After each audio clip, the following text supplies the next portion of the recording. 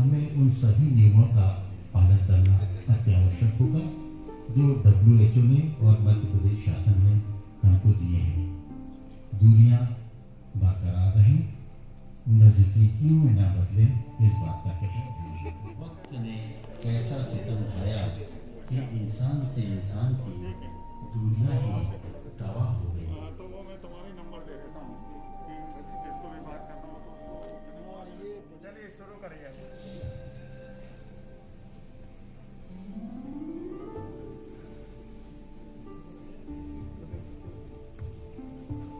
आज का ये कार्यक्रम मुख्य रूप से केंद्रित है श्री D.K. व्यास सर के ऊपर।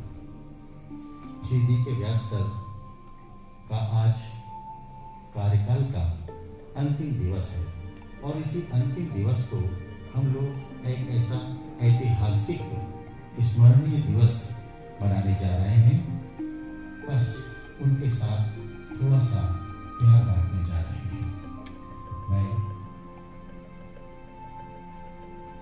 स्टेज पर आमंत्रित करता हूं संचालक महोदय श्री धनराजू एस सर को।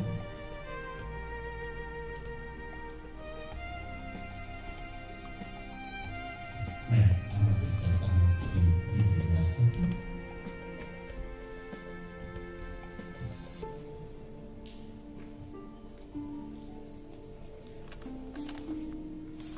मैं आमंत्रित करता हूं श्रीमती नंदिता व्यास मैडम को।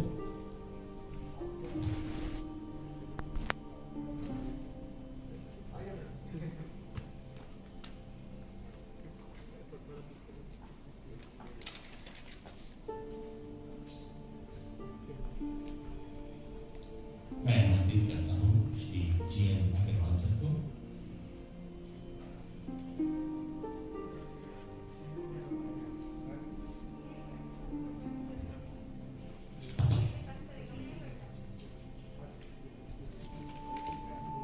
मैडम को जो CEO है MPSS DG।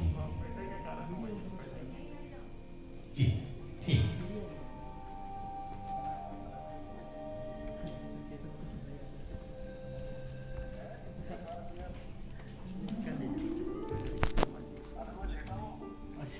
मैं स्टेज पर आमंत्रित करता हूँ श्री B.R. विश्वनाथ सर को।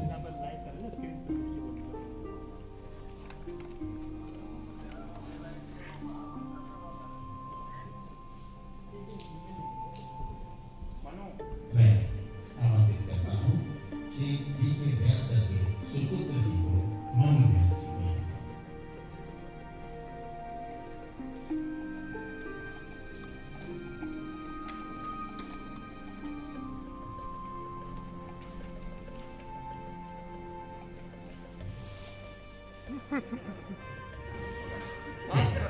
आइए हम लोग अब चलते हैं अगले मैदान की ओर, जहाँ पर है स्वागत और सम्मान।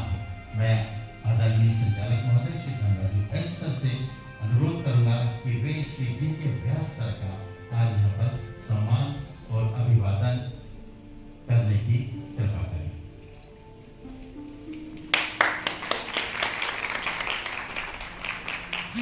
हमारे मुख्य कार्यपालक अधिकारी महोदय यहाँ पर मौजूद हैं। षणमुख प्रियानुचरण, मेरा अनुरोध है आपसे कि आप भी आएं और पुष्प गुच्छ के द्वारा श्री D.K. व्यास साहब का स्वागत करें।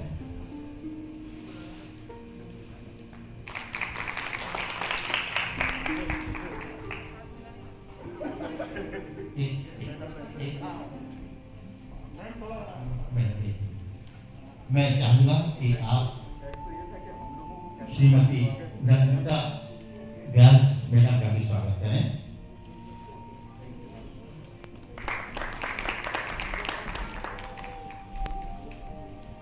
बहुत प्रिय साथी, बहुत अच्छा दोस्त, बहुत किस्मत वालों को मिलते हैं। श्री D.K. व्यास सर के भी ऐसे ही एक बहुत अच्छे मित्र हैं। ये ऐसा कहा जाता था, देवेंद्र गोविंद, ये सबसे अच्छी मित्र जोड़ी है। मैं श्री G.N. अग्रवाल सर से अनुरोध करूंगा कि वे अपने मित्र श्री डी के व्यास सर का पुष्पगुच्छ से अभिवादन करें, स्वागत करें।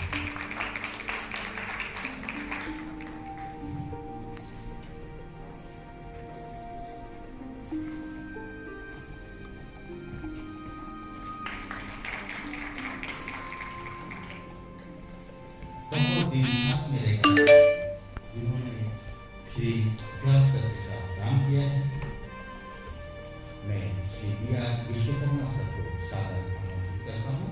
पुष्पगुच्छ से श्री डी के व्यास सर का स्वागत अभिवादन।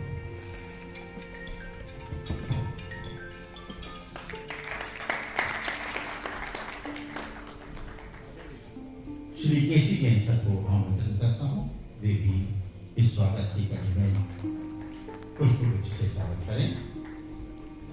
श्री आर के द्विवेदी सर से अनुरोध करूंगा कि वे भी अपने मित्र श्री टी के व्यास सर का पुष्पगुच्छ से स्वागत करें।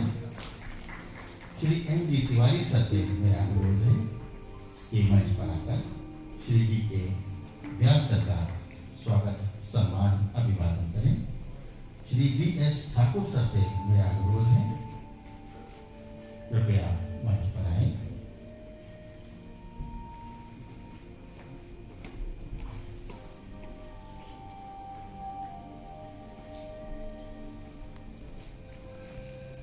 श्री एस टी निगम सर से मेरा अनुरोध है कि वे मंच पर आए और श्री डी के व्यास सर का सम्मान करें।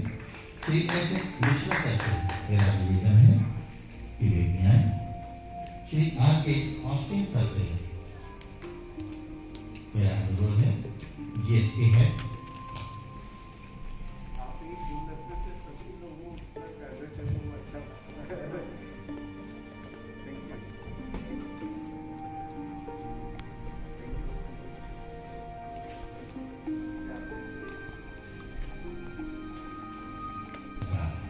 करने के लिए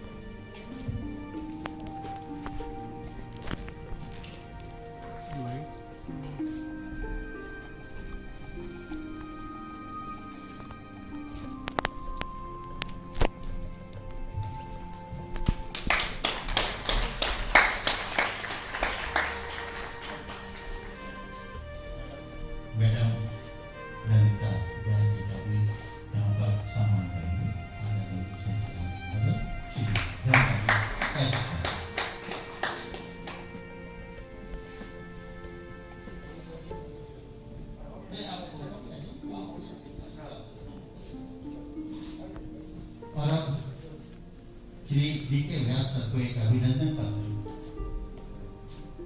दिया जाएगा ससम्मान। उसका वाचन श्री जी.एन. अग्रवाल सर यहाँ पर करेंगे। अभिनंदन पत्र।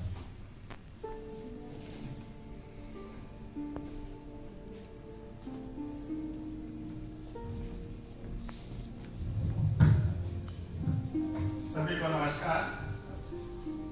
ये जो अभिनंदन पत्र आदरणीय व्यास साहब को दिया जा रहा है, ये पूरे संचालनालय कौशल विकास, मध्य प्रदेश राज्य कौशल विकास एवं रोजगार निर्माण बोर्ड, ये सबकी सम्मिलित भावना है।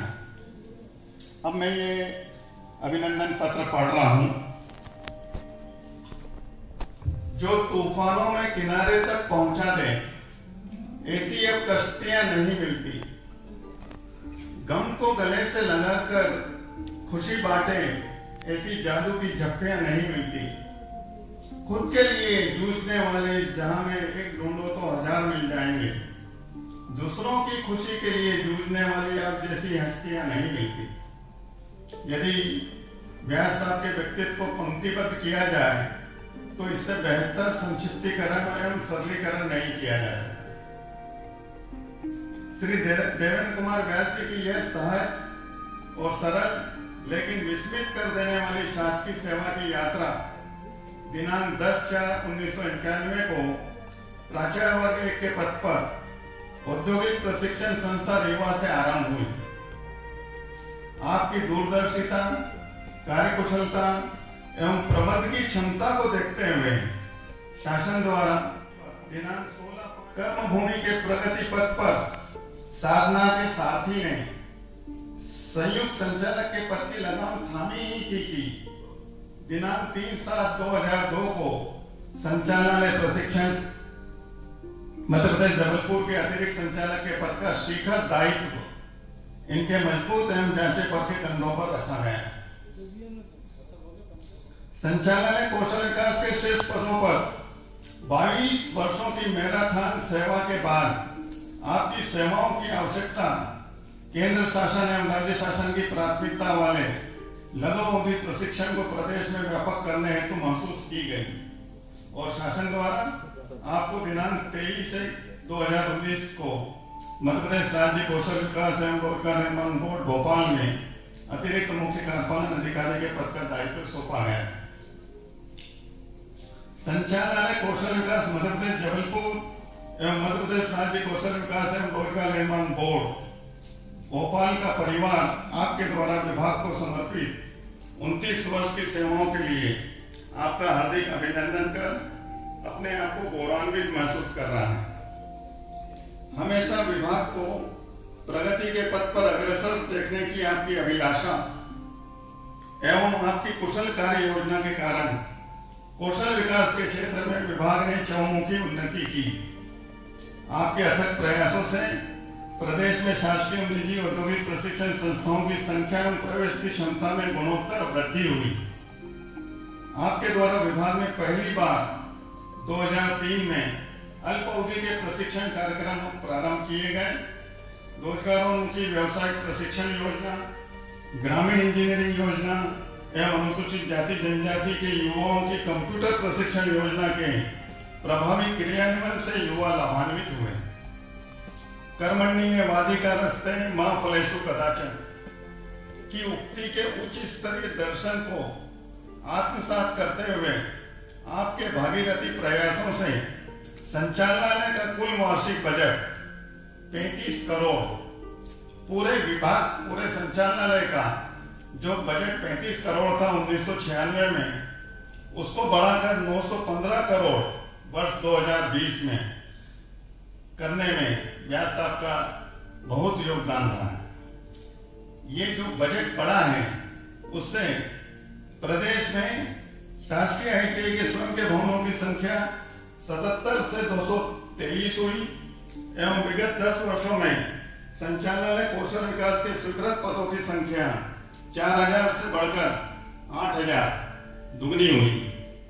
आपके द्वारा आईटीआई में प्रवेश की प्रक्रिया को पारदर्शी एवं सहज बनाने के उद्देश्य से ऑनलाइन प्रवेश की प्रणाली विकसित की गई, जो विभाग के लिए अत्यंत उपयोगी साबित हुई है। ITI की ऑनलाइन परीक्षा के निर्धारण एवं क्रियान्वयन में भी आपकी भूमिका सराहनीय है। भारत सरकार की VTIP योजना के अंतर्गत भारत सरकार द्वारा 28 अतिरिक्त ITI में अतिरिक्त फंड उपलब्ध कराया गया तथा 8 ITI को इंसेंटिव फंड भी प्राप्त हुआ। मध्य प्रदेश पूरे भारत में इकलौता राज्य था जिसको इंसेंटिव फंड प्राप्त हुआ था।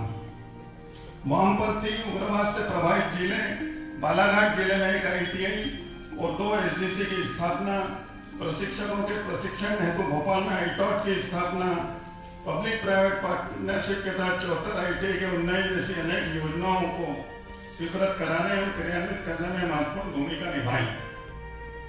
ADB के सहयोग से MP स्किल प्रोजेक्ट के तहत योजना की अवधारणा को विकसित करने में आपकी महत्वपूर्ण भूमिका रही है तथा 10 संभागीय ITI के भवनों का प्लान निर्धारण करने में आपका योगदान अतुलनीय है। भारत सरकार की स्थायी योजना के तहत ITI को सम्मिलित करने में आपकी भूमिका सराहनीय रही है।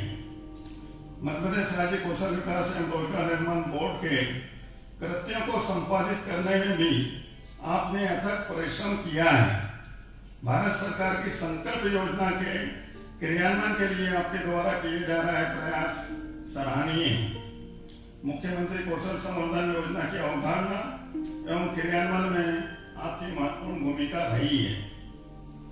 विभाग को समर्पित आपकी सेवाओं के वर्णन को एक प्रश्न में समेटना अर्थात सूरज को दीपक दिखाने जैसा है।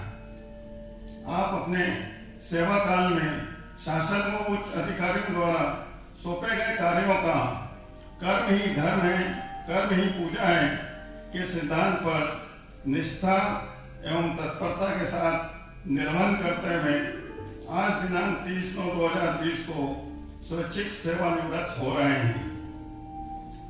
अनुशासन के साथ साथ समय की प्रतिबद्धता आपका अधिकारियों सहकर्मियों के साथ संतुलित, सौम्यतापूर्ण, मधुर, मृदुल एवं अति सहयोगी स्वभाव सदैव स्मरणीय रहेगा एवं कार्यरत अधिकारियों एवं कर्मचारियों को प्रेरित करता रहेगा।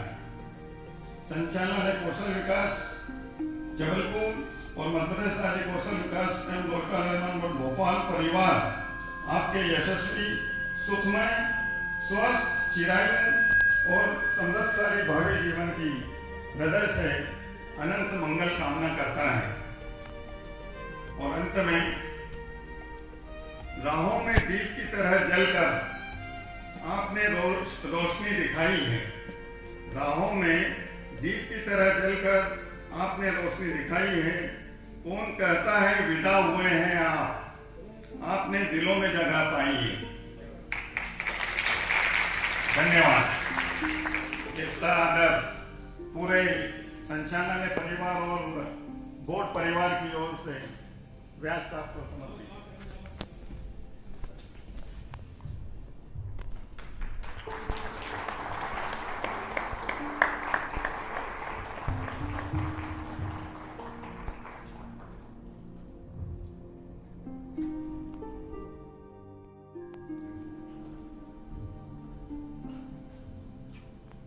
पूरे संचालनालय परिवार की भावनाओं को व्यक्त करते हुए लिखी है। और जब कल उन्होंने ये ग्रुप में डाला था तो एक एक व्यक्ति ने इसको सराहा और सबने कहा कि यही उद्गार हम सबके व्यास साहब के लिए हैं। कदम की कविता, इसका शीर्षक है माना कि गहन अंधेरा था, अंधियारों का डेरा था, पर सूरज कब तकता रुकता है, अंधियारे के आगे कब झुकता है। क्यों स्वप्न दिखाकर चले गए, हम अनायास ही चले गए। सिर पर रही आपकी छाया, दुख न हमें कभी छू पाया।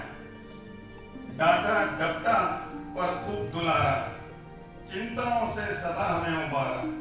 पिता भाई मित्र सा साया, सानिध्य में आपसे पाया।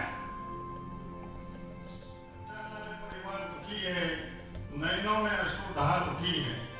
हम सबका प्रणाम स्वीकारें, दुआओं का उपहार स्वीकारें, हमें कभी ना आप विसारें, परिजन जान हमें उपकारें, वाणी की टकसाल आपकी हम शब्द रूप में ढले गए, क्यों अनायास ही चले गए।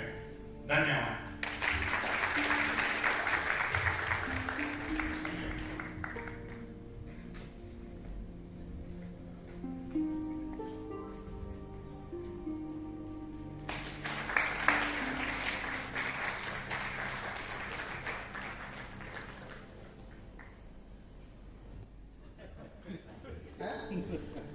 अच्छा संचालक नहीं, तुम्हें नहीं छोड़ता कि तुम माइक नहीं छोड़ते। हाँ साथियों,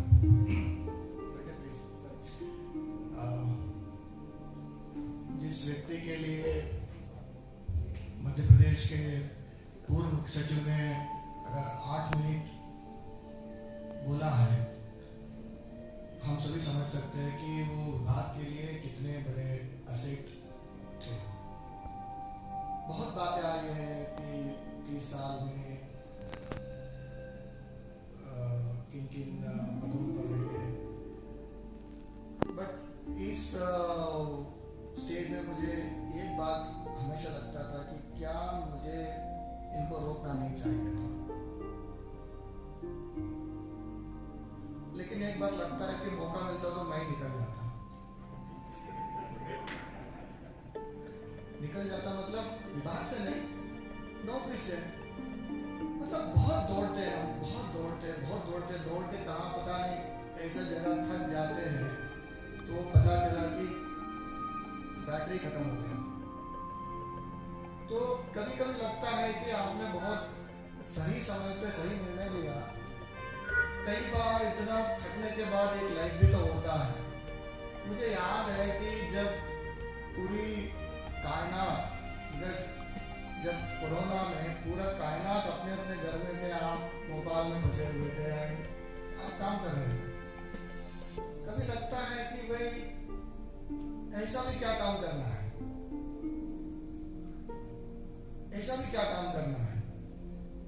एक जो मतलब मेरा इतना लंबा सर्विस तो नहीं हुआ, मैं महसूस करता हूँ कि हम सभी लोग हमारे लिए बहुत अच्छे अच्छे बातें करते हैं कि साहब आपने ये किया वो किया। अल्टीमेटली आप मैडम बैठी है, उनसे पूछेंगे तो वो बताएंगे कि उन्होंने कितना उनके लिए समय दिया या फैमिली के लिए कितना समय दिया। अच्छा होता और 2 साल सबके साथ रहते और लोगों को कुछ काम करने का तरीका सिखाते। बट हो सकता है कि 2 साल हम लोगों ने लूज किया हो उनके लिए, फैमिली के लिए गेम हो, और आई डोंट नो कि कभी ऐसा चर्चा नहीं हुआ आपको साथ में इंटरेस्ट है या और कुछ करने में इंटरेस्ट है, कुछ पेंटिंग में इंटरेस्ट है या दोस्तों के साथ समय बिताने में इंटरेस्ट है, क्योंकि काम के अलावा कभी ऐसा चर्चा नहीं हुआ। ये बात सही है कि गाना अच्छे गाते हैं। मैंने माइक देखो यार, जो लाइव वाले में मैंने सीहोर में देखा कि जो एडीवी का वर्कशॉप था, उसमें ये पता चला कि गाना बहुत अच्छे गाते हैं। तो जितना भी अच्छे गाते हैं उसको और थोड़ा रिफाइन करिए, कुछ यूट्यूब में वीडियोस डालिए। नहीं, हम लोग कई बार ऐसा सोचते हैं कि बहुत फॉर्मल सोचते हैं। मतलब मैंने 3-4 महीने में इसको महसूस किया कि हम सोचते हैं ना स्टेज जाके रहे तो ठीक है, बट लाइफ इससे बियॉन्ड भी कुछ है। कुछ पढ़े लिखे, गंदा कविता लिखे, गंदे तरीके से गाए, कोई फर्क नहीं पड़ता। अगर आपको अच्छा लगता है तो अच्छा लगता है। कई काम, हमारे काम किसी को अच्छा नहीं लगता है, क्या कर सकते हैं, ऐसा बदल थोड़ी जाते हैं। तो मुझे एक बात के लिए अच्छा लगा है कि मैंने आपको नहीं रोका। तो जो स्वास्थ्य है आपका, जो उत्साह बचा हुआ है, आप अपने तरीके से जिए। Definitely it's a loss to the department, क्योंकि इतने लोगों ने बोला, मैंने जैसे शुरू किया कि एक्स चीफ सेक्रेटरी आपके लिए 8 मिनट बता सकते थे, वो तो और भी बोल सकते थे, और भी बहुत सारे चीजें थे उन पे आपके बारे में शेयर करने के लिए। तो हम सभी समझ सकते हैं कि एक डिपेंडेबल कोई व्यक्ति है, डिपेंडेबल कोई रिसोर्स है तो आप थे, उसमें कोई दो राय नहीं है। विभाग को 3 दशक से आपने देखा है, और जो मैं देखा हूँ 1 साल में विभाग में बिताने के बाद, ये मेरे बातों में भी आप कई लोगों ने महसूस किया होगा, अहम आ जाता है, मैं देखा हूँ, मुझे पता भाई 1 साल हो गया मुझे भी, लेकिन 30 साल बिताने के बाद भी आपने कभी ऐसा सामने वाले को महसूस होने नहीं दिया कि कितना एक्सपीरियंस आपको रहा है। That shows your humility. और मुझे ये भी पता है कि आपने सिर्फ वरिष्ठों के साथ नहीं, अपने जो नीचे वालों के साथ ही इतना ही ह्यूमिलिटी के साथ बिहेव किया। एक व्यक्ति का यही पहचान होता है कि भाई आप किसी को कुर्सी की वजह से, किसी को उनके पद की वजह से, या वो आपके सियार लेते हैं उसकी वजह से रेस्पेक्ट देना, वो एक अलग बात हो जाती है। But as a human being, as an individual, आप अपना प्रेजेंस को दूसरे के साथ कैसे फेल कराते हैं, मेरे हिसाब से वो एक इंसान का पहचान होता है। मेरे जो इंसान का मापने का जो मीटर है उसमें I give you 10 out of 10। आप ऐसे ही रहे, अच्छे रहे, खुश रहे, और किसी दिन मतलब मैंने जैसे बोला, कितने भी अच्छा या कितने भी बुरे तरीके से गाते हैं, किसी दिन अपना वीडियोस बना के यूट्यूब में डालिए, मुझे बहुत अच्छा लगेगा। Thank you. ये वाला चालू हो गया, साउंड करो। हेलो, ये चालू है। माइक डर गया मिस्टर मानिया, बंद हो गया। पहले सवा से इतने डरा दिया तो कैसे हमारे पास आया। Respected Director Sir, my dear Mr. Vyas, Mr. G. Agarwal ji, and all you lovely guy. मैं एक रिश्ता जो मेरा देवेंद्र का और मेरा है वो मैं बताना चाहूँगा। लोग कहते हैं कोई उद्गार व्यक्त नहीं करूँ, मतलब जो उद्गार व्यक्त करूँ तो उद्गार वो होता है जो इनके साथ बिताया हुआ होता है। आपको ये जान के आश्चर्य होगा कि मैं और देवेंद्र व्यास जी एक ही कॉलेज के पढ़े हुए हैं। और कॉलेज कौन सा, जो 11th पास करने के बाद जाते हैं, एंट्री करते हैं। तो ये हमारे, मैं 3rd ईयर में पढ़ता था कि 1st ईयर में आए, तो हम लोग कैसे थे और व्यास जी कैसे थे मैं बताना चाहूँगा। एक अच्छा प्यारा सा नन्हा मुन्ना जो इस कॉलेज से, स्कूल से पढ़ के आए, प्यारा सा एक स्टूडेंट। जब हम लोग रैगिंग देने निकलते थे 3rd ईयर के लड़के, तो ये भी हमारे बीच में पढ़ गया। इनके साथ में और भी लोग थे, उद्दंड भी थे और प्यारे भी थे। उनमें से एक देवेंद्र भाई थे, सबसे सीधे सच्चा दोस्त, जिन्होंने कभी हम लोगों की बात का कभी उल्लंघन नहीं किया, जैसा बोला पालन किया। हम लोगों ने बोला नहीं जाना है तो नहीं जाना है।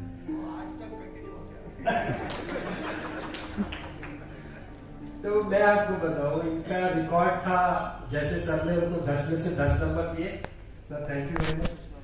तो हम लोगों को मिलते थे 2/10, मतलब 10 में से 2 नंबर मिलते थे। पढ़ने लिखने में भी नंबर 1 थे और बाकी एक्टिविटीज में नंबर 1 थे। एक वाक्य देखिए, हम लोगों ने पीएससी का फॉर्म भरा।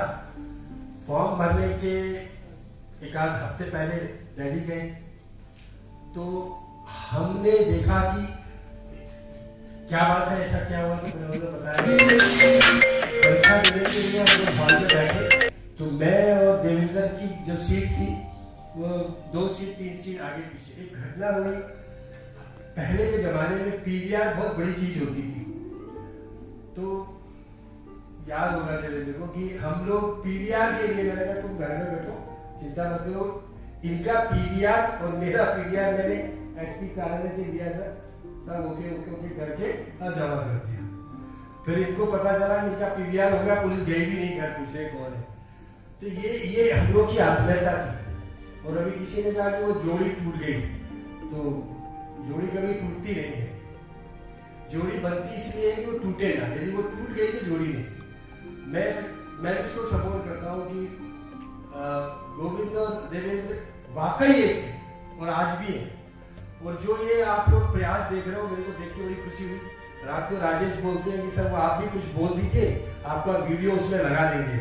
मैंने कहा इसलिए मेरे को रिजेक्ट कर दिया, मतलब फंक्शन में आना नहीं है, आप वीडियो दे दो, वीडियो दिखा देंगे। मैंने कहा ऐसा क्यों कह रहे हो, मतलब देवेंद्र का फंक्शन हो और मैं नहीं आऊँ। मैंने कहा वीडियो नहीं दूंगा, मैं वहीं जाके बोलूंगा, क्योंकि ऐसी चीजें मैं नहीं बोल सकता। तो मेरे लिए ये छोटा भाई है और छोटा भाई रहेगा। अभी भी इनको कोई कुछ कह दे या इनको कोई जरा सी थ्रेट कर दे तो ये सबसे पहले मुझे याद करेगा, ऐसा मैं मानता हूं। और एक और नई बात बता रहा हूं, नंदिता मेरे मोहल्ले की लड़की है, वो बहू बन गई। मेरे घर से निकल के गवापुर से निकली, जहां मैं रहता हूँ वहीं की पड़ोस की हमारी बहुदानी आ गई, तो रिश्ते और गहरे हो गए। और जब रिश्ते गहरे हो गए तो थोड़ा सा प्यार और बढ़ गया। तो मैं जब मीटिंग में बैठता हूँ, कभी तो मेरे मुंह से वही निकलता है जो नेचुरल है। मैं कैसे बोल दूं व्यास जी, यदि मैं व्यास जी बोलूंगा तो ये मेरे से लड़ने आ गए कि आप तो मैं व्यास जी क्यों कह रहे हो, मेरे से रिक्वेस्ट क्यों कर रहे हो, मेरे से निवेदन क्यों कर रहे हो। मैंने कहा अच्छा भैया मैं कोशिश करता हूँ वैसे ही बोलने की। जब मैं पैसे बोला इससे तब ये खुशी हुई कि हाँ साहब आपने अब ठीक बोला, अब निवेदन नहीं करूंगे आपसे। एक दिन मैंने कहा कि मेरा एक रिक्वेस्ट है, प्लीज आप उसको जल्दी भेज दें, कोई जानकारी मांगनी थी, डायरेक्टर साहब कह रहे थे दे दो, बोले नहीं देंगे। क्यों नहीं देंगे, आपने निवेदन क्यों किया, आप हमेशा आदेश करो। तो ये अधिकार मुझे प्राप्त था और मैं चाहूंगा ये प्राप्त रहे। तो ये संस्करण है। बाकी तो व्यक्तित्व के बारे में, अच्छाई बुराई के बारे में मैं कैसे अच्छा बोलूंगा, मैं तो बोलूंगा इनमें बुराई है ही नहीं। जितनी बुराइयां इनकी वो सब मेरे में है, इनमें कोई बुराई नहीं। इनकी बस एक ही बुराई है, सर आज तक आपको ना नहीं किया, कभी ना नहीं किया। मैं इनको पीछे से पकड़ के ऐसे खींचता हूं, बोलना, तो ये ऐसे करके देख लेते, नहीं बोलना। मैं यूनियन का लीडर था पहले भी तो, अभी भी महामंत्री हूं राज्य अधिकारी संघ का। मैंने सर एक बार उनसे कहा कि तू चलो डायरेक्टर के पास चलते हैं, सेक्रेटरी के पास चलते हैं, प्रिंसिपल के हिसाब से बोलेंगे। मेरे लिए मैं किसी से लड़ाई नहीं किया सर, हमेशा मैंने व्यास जी को कहा कि तुम लड़ाई करो। ये मेरे को सांत्वना देकर लड़ाई करने के मूड में नहीं रहते थे। मैं लड़ाई करने जाने जब तैयार होता था, ये पीछे से पीछे होते। तो एक अच्छी बात है कि यदि ये उत्तेजित करते, मेरे को पीछे से सपोर्ट करते, यदि मेरा बुरा चाहते थे तो मैं लड़ाई कर लेता तो पता नहीं क्या होता। तो कभी लड़ाई करने के लिए प्रेरित नहीं किया, क्योंकि हमारे संचालय में जो यूनियन है उसका जो संरक्षक होता है वो एडिशनल डायरेक्टर होता है, और ये हमारे संरक्षक रहे। इनकी संरक्षितता में एक भी आंदोलन नहीं हुआ पिछले 26 साल में। It's a good sign. हम लोग पर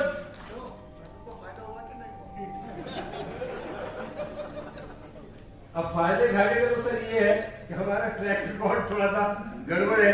हम लोग सर संचालक को सम्मान देते हैं, संचालक की बात मानते हैं, और जो संचालक हम लोगों की नहीं सुनता फिर हम लोग उसके पीछे लग जाते, तो संचालक महोदय चले जाते।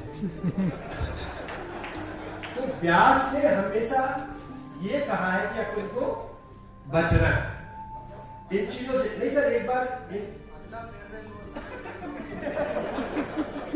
सर मैं आपको बताऊं सही में, मेरा फेयरवेल ऐसा नहीं होगा।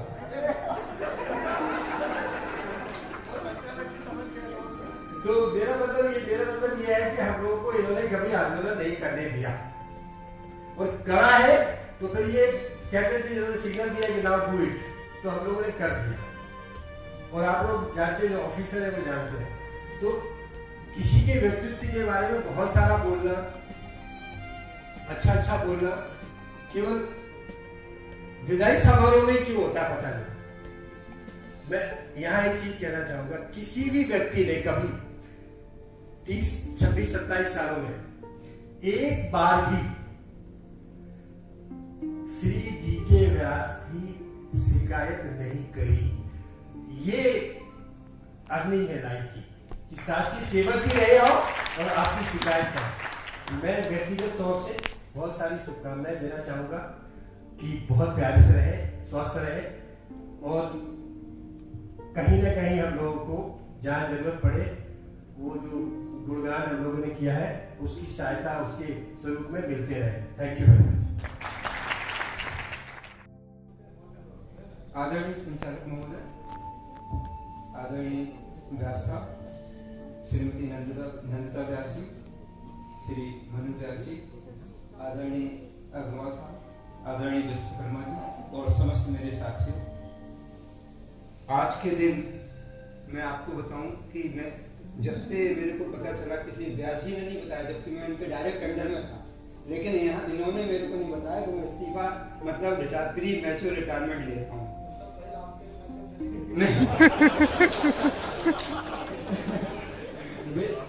मेरे को मिस्टर सेवन ने बताया कि व्यास जी रिटायरमेंट के लिए उन्होंने एप्लीकेशन भरी है। तो फिर मैंने व्यास जी से दूसरे दिन जाके पूछा, हमने कहा आप रिटायरमेंट क्यों ले रहे हैं? मेरे को बहुत दुख है और आप जो है रिटायरमेंट लेके आप जनता की सेवा से मुंह मोड़ रहे हैं, अपने कर्तव्य से आप मुंह मोड़ रहे हैं। मैंने 10-15 मिनट 8 घंटे तक हमारी इनसे बहुत बात हुई तो कि क्यों ले रहे हैं आप स्तंभ है इस कौशल विकास संचालनालय के और बोर्ड के। आपने 29 साल की सेवा किस तरह से हर व्यक्ति जो है कौशल विकास संचालनालय का हर अधिकारी, जितने संचालक आए हैं, जितने प्रमुख सचिव रहे हैं, सभी लोग आपका सेवाओं की सराहना करते हैं और आप क्यों ले रहे हैं रिटायरमेंट? आप इस प्रदेश की देश की सेवा को और प्रदेश की सेवा को प्रदेश की जनता की सेवा से मुंह क्यों मोड़ रहे हैं कर्तव्य से? ये बताइए, क्या आपका ट्रांसफर की वजह से आप ले रहे हैं? क्या आपका ट्रांसफर यहाँ हुआ है या आप जबलपुर में रहते तो क्या आप नहीं लेते? ये सब मैंने चीजें कही। फिर उन्होंने कहा नहीं, मेरे बेटे ने मेरे से कहा, जोर डाला कि पापा तुम रिटायरमेंट ले लो और हमारी कुछ पर्सनल प्रॉब्लम है इसलिए मैं ले रहा हूँ। फिर मैंने पूछा कि आप कोई काम करेंगे बाकी में इसके बाद में कौशल विकास संचालनालय का?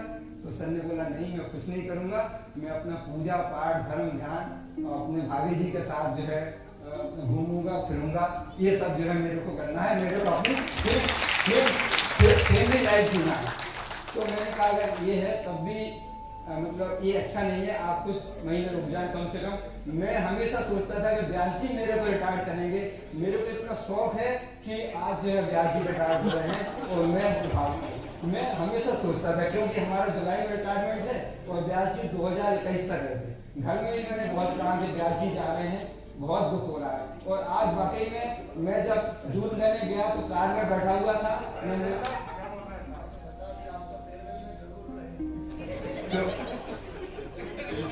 तो आज मैं जब दूध लेने जा रहा था तो मैं डेली देखता हूँ न्यूज जो है, तो उस समय मैंने इतने मेरे आंखों में आंसू आ गए मेरे। फिर मैंने उसी समय व्यास जी को मैसेज भी किया।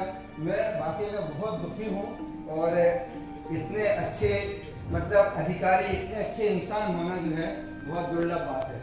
मैं इनकी एक बार बता रहा हूँ, इतनी सहायता करते थे। एक बार मैं एक कोई मतलब टीओ, अच्छा टीओ नहीं था स्वागत में, जब मैं ज्वाइंट डायरेक्टर था तो 4 इंक्रीमेंट उसके मैंने रखवा दिए थे। वो मेरे पीछे पड़ गया और 3 टेंडर में उसने कहा कि 3 टेंडर होने के बाद भी केसी जंग में टेंडर जो है क्रय की कार्रवाई नहीं हुई। इस संबंध में विधानसभा में क्वेश्चन उठ गया। अब वो क्वेश्चन उठ गया, मैं उस समय रतलाम ITI में मैं इंस्पेक्शन पे गया था। व्यास जी का फोन आया, व्यास जी बोले तत्काल तुम आओ, तुम्हारे लिए विधानसभा क्वेश्चन आ गया। रात को 11 बजे तक व्यास जी हमसे पूछते रहे, पूरा जो है क्यों क्या हुआ सब फाइलें लेके मैं गया। दूसरे दिन संजय दुबे साहब डायरेक्टर थे, उनके घर पे हम दोनों लोग गए, उनको बताया इसमें केसी जन की कोई गलती नहीं है, ऐसा ऐसा है, और विधानसभा में उत्तर दे रहे हैं। वो विधानसभा का उत्तर गया। व्यास जी विधानसभा के उत्तरों में, व्यास जी बजट में इतने माहिर हैं कि आज जो है विभाग शून्य हो गया है। मतलब हम कैसे बजट बना पाएंगे? गवर्नमेंट से कितनी ग्रांट लेते थे। आज जो अग्रवाल साहब ने कहा है प्रशस्ति पत्र में जो दिया हुआ है वो वाकई में सब थे। आज उनकी जगह कोई दूसरा एडिशनल डायरेक्टर होता तो हम इतना विभाग नहीं बढ़ा पाते। उन्होंने इतनी मैं देखता हूं कि सुबह यहाँ पे बोर्ड में उन्होंने SDC के कितने प्रकरणों को उन्होंने सुलझा दिया जो कि 8 महीने से नहीं सुलझ रहे थे। 2 महीने के अंदर उन्होंने डायरेक्टर साहब से चर्चा करके और वो प्रकरण सुलझा दिए उन्होंने। तो इस तरह से मैं देखता हूँ कि 10 बजे आ जाना उनको, और 10 बजे के बाद में रात को मैं 7:30 बजे आ रहा हूँ, व्यास जी बैठे हुए हैं 8, 8:30 और बिना मास्क के। एक बार तो मैंने कह दिया व्यास जी से आप बिना मास्क के जो है मैं आपके कक्ष में एंटर नहीं करूंगा, मैं कक्ष के बाहर खड़ा रहता हूँ, तो मास्क पहन लीजिए, आपके यहाँ जितने लोग हैं मास्क पहन लीजिए। और एक दिन तो मैंने गुस्सा हो गया, तो मैंने कहा भाभी जी को मैं अब कहता हूँ कि आप मास्क नहीं लगाते हैं। और मैं अब तो मेरे से सुनील चौधरी जी से मैंने नंबर ले रहा था, फिर व्यास जी बोले मैं मास्क पहनूंगा। मेरे को ये खतरा है कि आपको कहीं कुछ है, कोई शिकायत हो जाए, कोई बीमारी इतनी फैल रही है, इसलिए ना हो। अपन लोग इस एज में हैं, 60 ईयर्स में हो रहे हैं। अब आगे मैं व्यास जी के बारे में ये कहना चाहूँगा कि सभी लोग जानते हैं कि स्तंभ हैं, और आज इन्होंने जो सभी कुछ कहने को कुछ बाकी नहीं रहा कि इन्होंने कितनी सेवाएं इन्होंने दी हैं। ये बात सही है कि जो भी डायरेक्टर आए, जैसा कि विश्वकर्मा जी ने कहा, इन्होंने पूरा वो भी किया है। हर कवि जो है इतना कर्मठता से काम किया है कि हर काम जो है इन्होंने जो है हर डायरेक्टर को खुश रखा है, काम से गवर्नमेंट को खुश रखा है। आज परशुराम जी का ही मैसेज आप सभी ने देख ही लिया होगा, कितने अच्छे से उन्होंने मतलब इनके लिए बोला हुआ है, मैसेज दिया हुआ है। तो मैं ये जानता हूँ कि व्यास जी जो है अतुलनीय जो है प्रतिभा के धनी है, ये बहुत कर्मठ है। और मैं तो ये भी चाहूँगा कि व्यास जी अगर रिटायर्ड होने के बाद भी अगर कौशल विकास में अगर ये कुछ कर सकें, योगदान दे सकें, तो भारत के लिए और जनता के लिए इनकी बहुत बड़ी सेवा होगी। इन्होंने इतना अर्जित ज्ञान है, ये क्या करेंगे उस ज्ञान को अगर ये बांटें, कुछ इंस्टीट्यूट अपना खोल लें, कुछ कर लें, और कुछ जो है ऐसा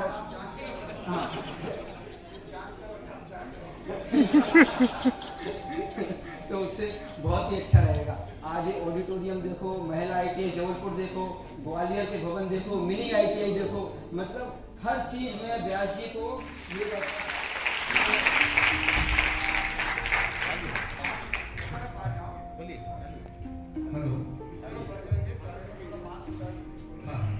ठीक है। मैं अब इसको बहुत लाइटली ही बोलूँगा, क्योंकि वास्तव में मैं इस तरीके के बोल नहीं पाता।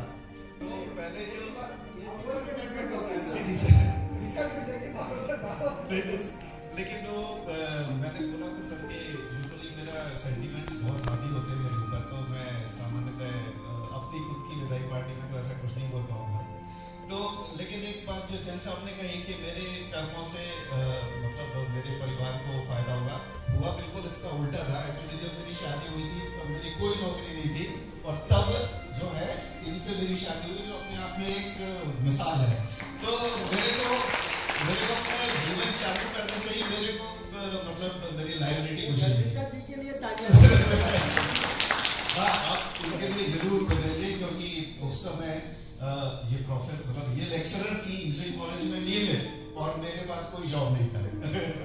तो डेफिनेटली मेरा पार्ट जो है जो वहाँ से चालू हुआ, तो मेरे को थोड़ा सा डैशिंग बना, तो वहीं से आ गया कि मैं ये मानने लगा कि मेरी लाइबिलिटीज वैसी नहीं रहेगी, और संभवतः इसी कारण हम लोग कुछ अच्छे काम भी कर पाए। मेरा जैसा सर ने भी बताया, मेरा डायरेक्टर साहब से और प्रमुख सचिव साहब से हमेशा बहुत क्लोज कांटेक्ट केवल इसलिए रहा क्योंकि डायरेक्टर हो चाहे प्रमुख सचिव हो, उनका हमेशा फोकस केवल जो कि बहुत कम समय के लिए उनका रहना होता है, तो वो हमेशा चाहते हैं कि कुछ ऐसा हो डिपार्टमेंट में कि डिपार्टमेंट आगे बढ़े, क्योंकि एक हिस्ट्री है, एक डाटा है, वो पीछे से आती रहता है, लेकिन ये कि उसको और आगे कैसे पुश करें, कहाँ तक लेके जाए। तो उस समय उस समय हम लोग बहुत कम लोग भी थे। हम लोगों ने जब ज्वाइन किया था तो बहुत कम हम लोगों ने जब ज्वाइन किया था, जब मैं पहली बार ITI रीवा में पहुंचा था, तो उस दृश्य को देख के मैं बहुत ही डर गया था कि ये कैसा इंस्टीट्यूट है। और जब हमारे उस समय स्वर्णमाला रावला मैडम थी हम लोगों के, तो हम लोग आए और पहली बार हम लोगों ने बताया कि मैडम ये तो वास्तव में हम लोग जो सोचते हैं कि बहुत कॉस्टली सिस्टम है और हमारे पास तो बिल्कुल बजट नहीं है, हम लोग कैसे ट्रेनिंग कराएं। तो उन्होंने बोला कि नहीं, आप लोग अब नए लोग आए हो, आप लोग अपना इनोवेशन करो, इनोवेटिव आइडियाज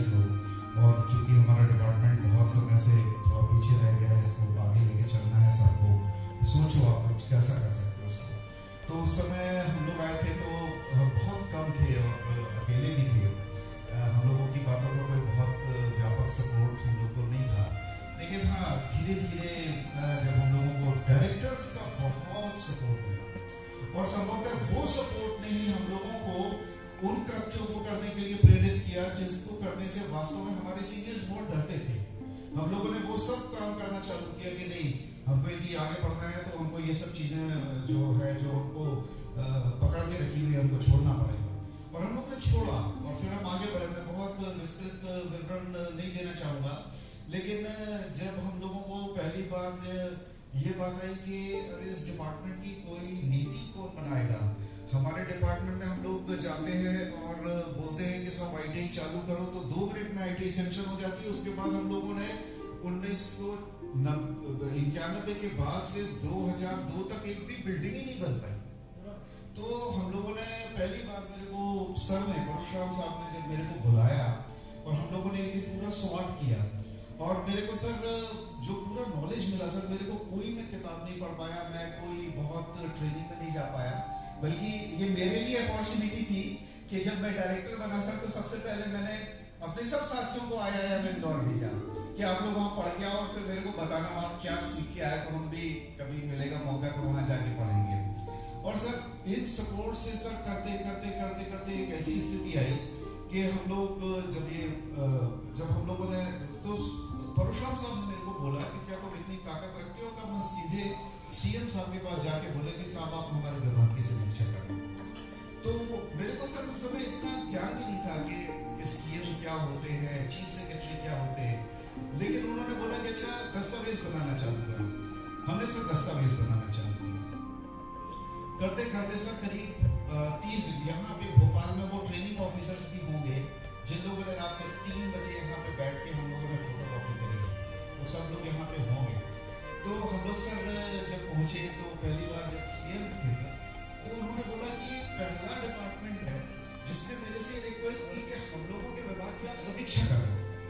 और जब उन्होंने सर हम लोगों का विभाग देखा और जब उनका आया तो सर समीक्षा खत्म होते होते तक की सर ग्रामीण इंजीनियर योजना, रोजगारोन्मुखी व्यवसायिक प्रशिक्षण योजना और अनुसूचित जाति जनजाति की प्रशिक्षण योजना का खाका सर सीएम के माइंड में क्लियर हो गया।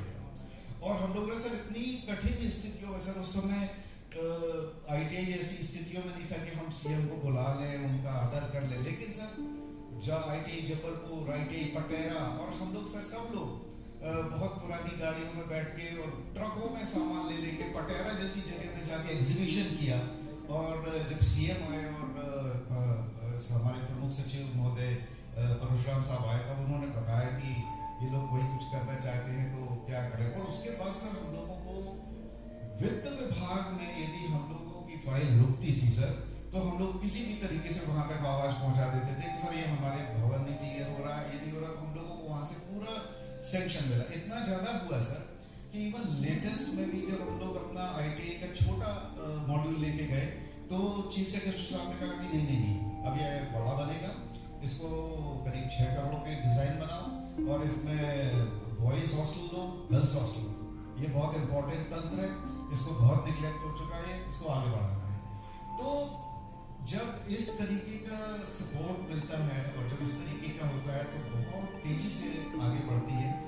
और हम लोगों ने सर 70 भवन जो एक बार में नाबार्ड में सेंक्शन हुए सर, वो हमारा काफी बड़ा एक स्टेप था सर, क्योंकि हम लोग सर भवन के कारण ही पूरे समय उलझे रहते थे, न एफिलिएशन होता था, एससीबीटी में हमारे ट्रेड्स की संख्या इतनी बढ़ गई।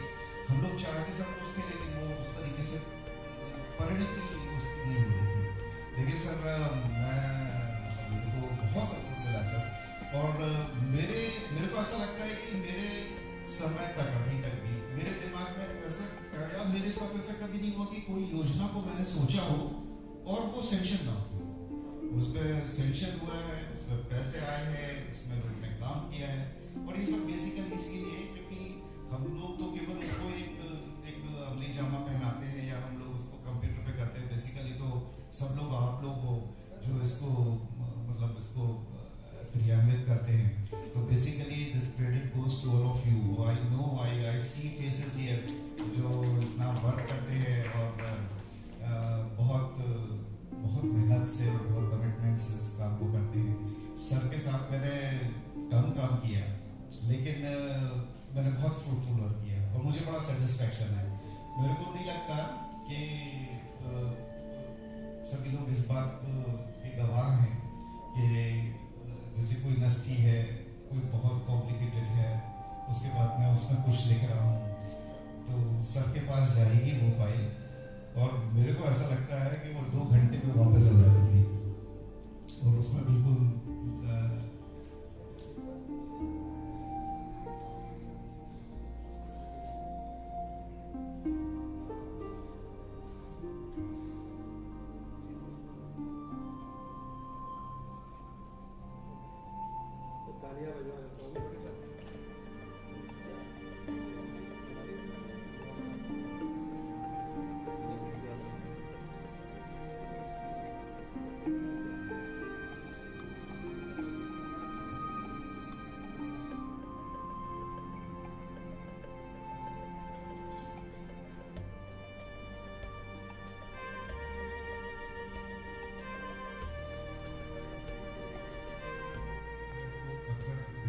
ऑक्सीजन की सप्लाई के लिए सर का बहुत बड़ा पोर्टफोलियो, तो मैं जानता हूँ कि सर वो चीफ सेक्रेटरी साहब का फोन आया था, इंडिकेशन से हम सब जाते हैं कि हमें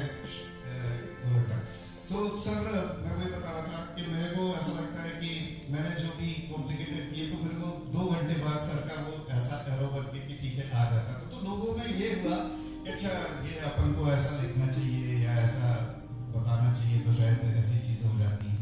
तो सर आपके साथ मेरा समय यदि उसको देखूं मैं तो शायद डेज में बहुत कम है, लेकिन यदि मैं मोमेंट्स और सेकंड्स की बात करूं तो मैंने आपसे सर बहुत सीखा, और I am very thankful to all of you work with me very hard, and I wish that all of you also take this department to the heights of the sky, और आप सब लोग बहुत अपना नाम रोशन करें। डिपार्टमेंट हमारा हम लोग की पहचान हमारे डिपार्टमेंट से ही बनेगी, हमारे कार्यों से ही बनेगी।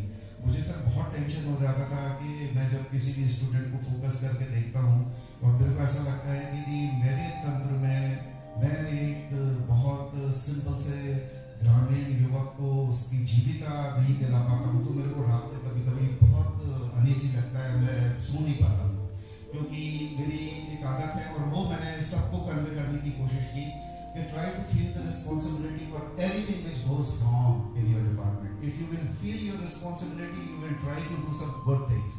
If you not feel responsible for anything, then definitely nothing will come out of you.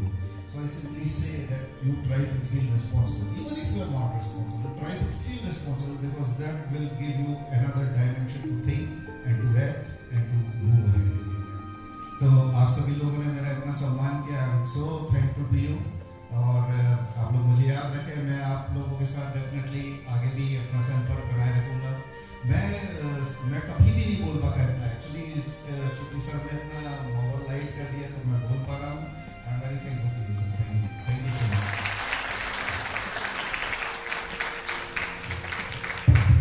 ये जो व्यास साहब की शख्सियत को हमने अभी समझा सुना, किंतु इस सबके पीछे जो इंस्पिरेशन है वो आज हमारे बीच है, श्रीमती नंदिता व्यास। ये व्यास साहब के साथ मैंने 15 साल गुजारे डायरेक्टरेट में। मैं मतलब ये कहने में मुझे कोई संकोच नहीं कि भाभी जी से ज्यादा समय मैंने व्यास साहब के साथ गुजारा है, और ये भाभी जी को अगर इनसे कुछ करवाना रहता था, व्यास साहब इतने काम में बिजी और इतने सिंसियर कि डायरेक्टरेट में उस समय अधिकारी कम थे, काम ज्यादा था, इतने साधन भी नहीं थे, ईमेल और ये, तो हमेशा लगे रहते थे। भाभी जी टिफिन देती थी, ये टिफिन खाते नहीं थे, शाम को जाते वक्त बोलते थे यार ऐसा करो इसको खत्म कर दो सब लोग मिलके। तो इस तरह से ये चलता रहता था। तो फिर मैंने नियम बना दिया कि कुछ भी हो 1:30 बजे आप बिल्कुल खाना खाएंगे ही खाएंगे, चाहे कितनी भी इम्पोर्टेंट मीटिंग हो, कितना ही अच्छा काम हो, आप छोड़ के तो फिर वो खाना खाने लगे टाइम पे। जब ये ट्रेवल करते थे तो अपने टीए बिल ही नहीं सबमिट करते थे, बस क्योंकि टाइम ही नहीं मिलता था, सीधे आते से ही काम में बढ़ जाते थे। एक बार जैसे मुझे पता चला कि इनके 50-60 हज़ार रुपए के टीए बिल पेंडिंग हो गए, मैंने पूछा क्यों? बोले वो पता नहीं वो टिकट कहाँ चले गए और वो सब टाइम ही नहीं मिला जमा करने का।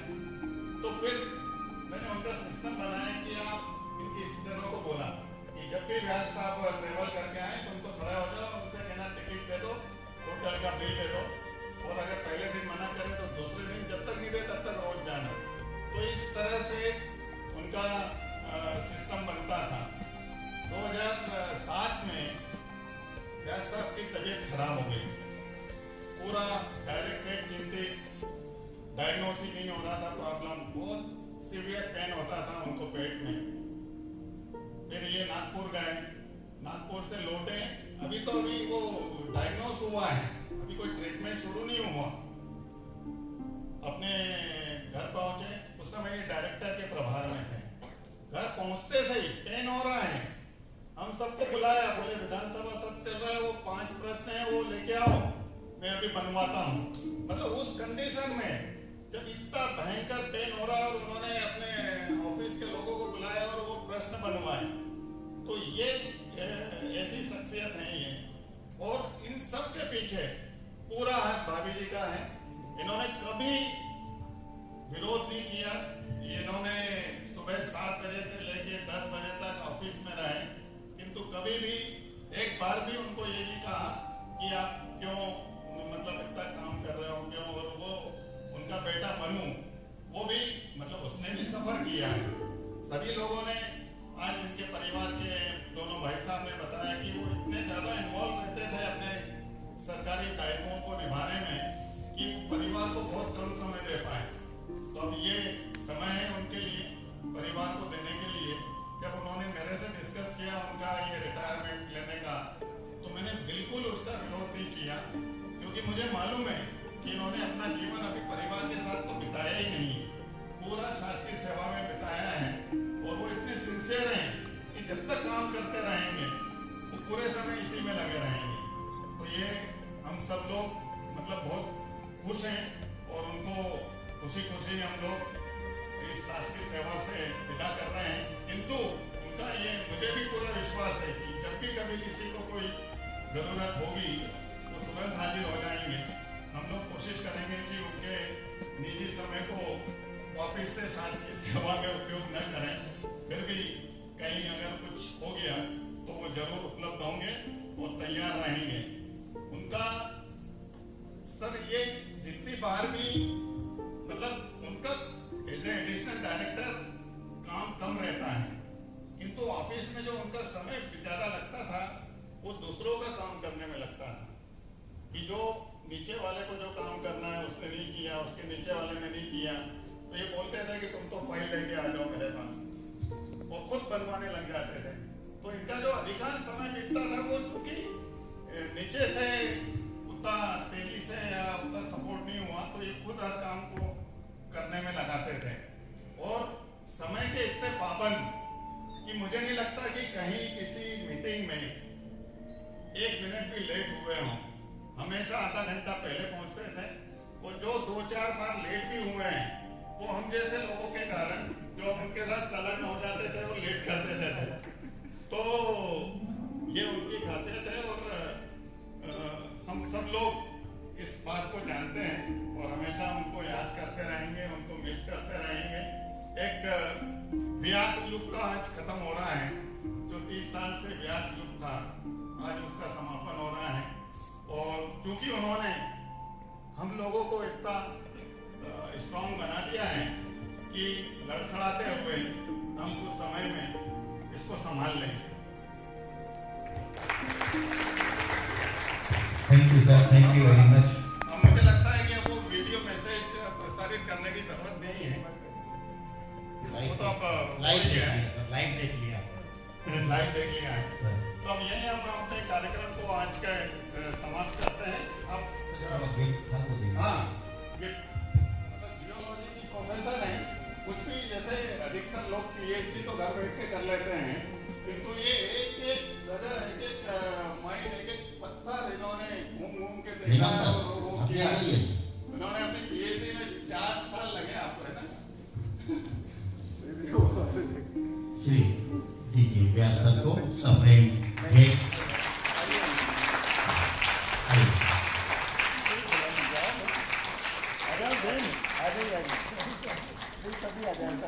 प्रताप जी तिवारी जी ट्रैवल करके आए, द्विवेदी जी ट्रैवल करके आए जी। इस सपने मीट में जितने ज्यादा कार्यक्रम लगेंगे ये उतना ही ज्यादा स्मरणीय बन जाएगा।